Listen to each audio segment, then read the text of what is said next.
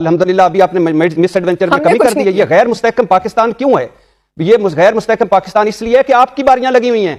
आपने हम तबाह कर दिया, हमें पीपल्स पार्टी और मुस्लिम लीग नून की ये जो बारियां हैं, जो हुकूमत का हमारा आपके आने से पहले तो हमारा मुल्क गैर मुस्तहकम नहीं था। हम तो कर्जे देने वालों में से थे, हम तो मदद करने वालों में से थे। आप आए हैं तो हमारा सवा सत्यानाश हो गया है। 26वीं आईनी तरमीम, पीपल्स पार्टी हुकूमत में क्यों नहीं है? हुकूमत में है। 26वीं आईनी, जरदारी साहब क्यों बैठे हुए वाने सदर में अगर हुकूमत में नहीं है? तो यूसुफ रज़ा गिलानी क्यों बैठे हुए चेयरमैन सेनेट अगर हुकूमत में नहीं है? भाई आपने 26वीं आईनी तरमीम मंजूर करवाई, आप इस पर फख्र करेंगे?